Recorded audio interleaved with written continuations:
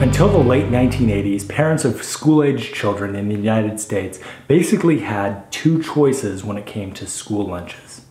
They could pack a brown bag lunch for their kids, or they could send them with money to buy a hot lunch at school. But then in 1988, a guy named Bob Drain at Oscar Meyer devised a clever way to sell more bologna. By packaging it with cheese and crackers and a sugary drink as a pre-made lunch for kids.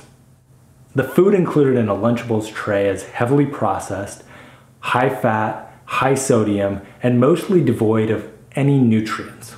So why would anyone buy this product? Lunchables have been successful because they provide value for parents and children, the two parties that influence the buying decision.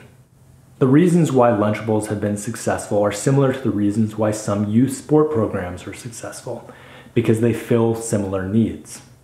For parents, Oscar Meyer made it possible to outsource most of the work of packing their child's lunch, saving them time and effort.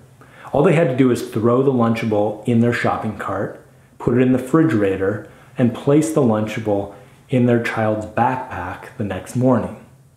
No slicing or cutting or peeling required. For kids, Lunchables provided fun. Lunchables allow children the autonomy to experiment and explore and create, to literally play with their food. A Lunchable is simply processed food in colorful packaging that kids can play with. If they want to make miniature sandwiches with their meat and cheese and crackers, they can do that. If they want to put all of their spaghetti sauce and shredded cheese on one pizza, they can do that. If they want to pretend they're a giant eating human-sized hot dogs instead of a 7-year-old eating little sausages, they can do that. The folks at Oscar Meyer understood the parent-child dyad when they created Lunchables, and they literally did their research to figure out what each side of the dyad wanted. Parents want convenience because they live chaotic and complicated lives. Children want fun and excitement. And for elementary school kids, making a tiny pizza out of heavily processed cheese and sauce and bread is fun and exciting.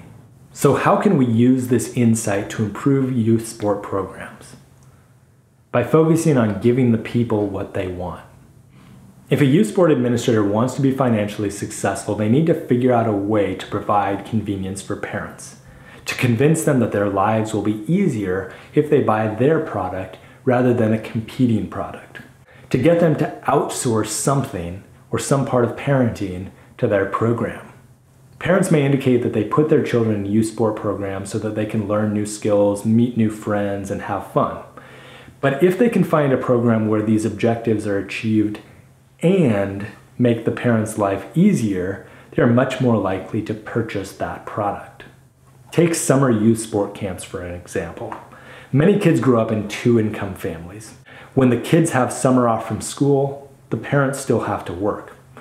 So a camp that lasts from 10 a.m. to 12 p.m. or 2 p.m. to 4 p.m.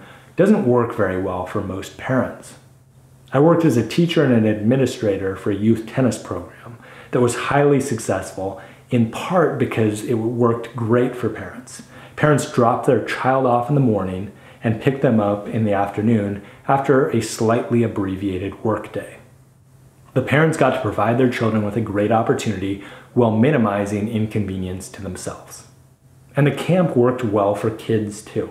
They got to play tennis, have a snack, play more tennis, have lunch, go to the pool, and play more tennis before going home for the afternoon. The emphasis of the camp was on having fun and learning new skills, meeting new friends, playing freely in a safe environment, and hopefully developing a love for tennis, while playing with all sorts of colorful, age-appropriate equipment. So these camps provided many of the things that elementary and middle school age children want.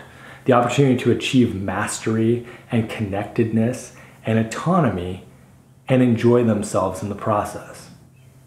So when you think of developing or improving youth sport programs that serve the needs of children and their parents, think of Lunchables. Just try not to focus too much on the high sodium, high fat, devoid of nutrients part. And you might just become the Bob Drain of youth sport.